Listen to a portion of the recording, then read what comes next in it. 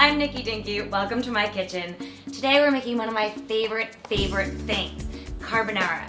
I remember the first time that I actually even just saw a plate of carbonara. My friend had ordered it, and it came presented as a big thing of pasta with a raw egg yolk kind of sitting in the center that you were supposed to mix in. I was just baffled. I didn't get it. I didn't really understand it. And once I finally had a taste of it, didn't really want to at first, it blew my mind. The texture and the silkiness is just uncomparable, and it's subtle but such a delicious flavor. Well, of course, I started making it at home only to find out just how easy it is. Well, now I have perfected my carbonara recipe. I'm so excited to share it with you. So stick with me because we're making linguine a la carbonara.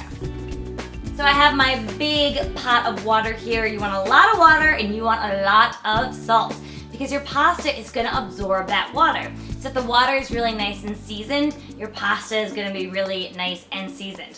Now I am using a nice linguine here.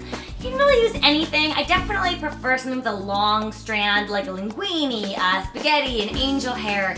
But if you want, you could totally use a shortcut pasta too. No big deal. This is just a little bit more of the traditional way to do it, and I kind of prefer it. So let's drop our pasta, because before you know it, it's going to come together in a snap.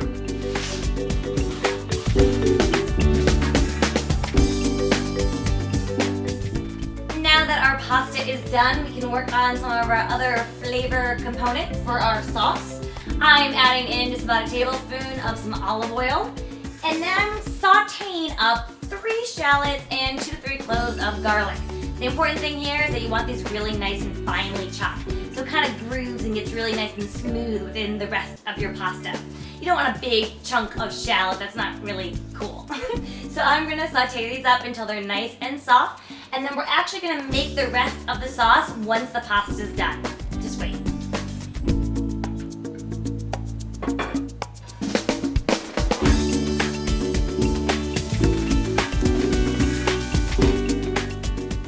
Our pasta's looking great. We wanna make sure that it's really nice and al dente. I cannot stand a soggy noodle. I would probably much rather have it very underdone than overdone. So once it's nice and al dente, it's still got that little bit of bite to it. We want to drain it off, but before we do that, I'm going to take just a mugful of the water that's in there, because that water is now very starchy, and it can really help our sauce come together. So we want to have a little bit of that on the side. So I'm going to take that out, drain this, and then our sauce is going to all come together.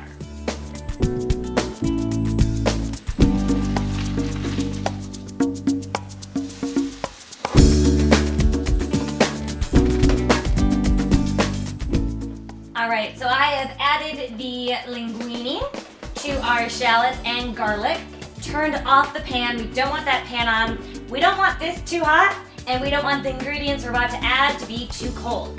What we are adding is 4 egg yolks, which is what gives us that silkiness, that beautifulness. And don't be afraid of the raw eggs.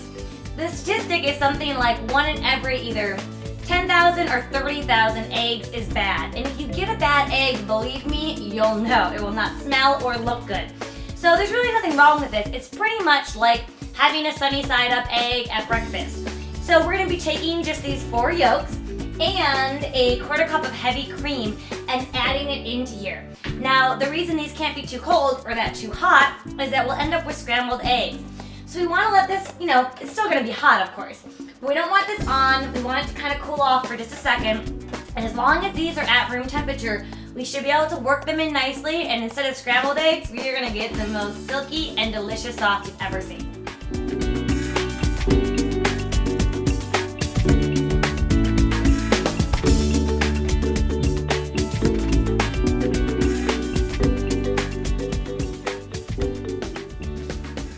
Alright, our sauce that we've created is just a little bit thick. So I'm going to take some of that reserved cooking water and just do, little splashes until it's a little bit more silky and kind of more of a sauce. Right now it's kind of sticking together a little bit.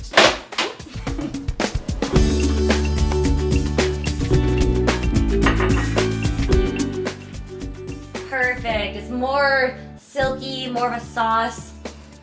I'm really trying to resist right now because it's not done yet. What I do need to add is some salt and about 3/4 of a cup of some Parmesan or Romano cheese.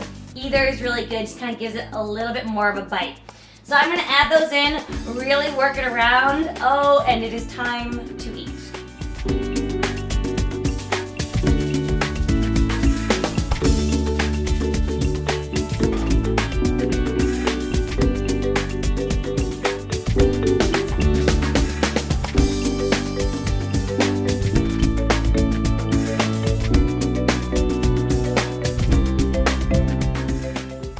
So I just put a little bit of scallion on the top, something for a little bit of color. You know, you can put some chives, even some basil, definitely some parsley.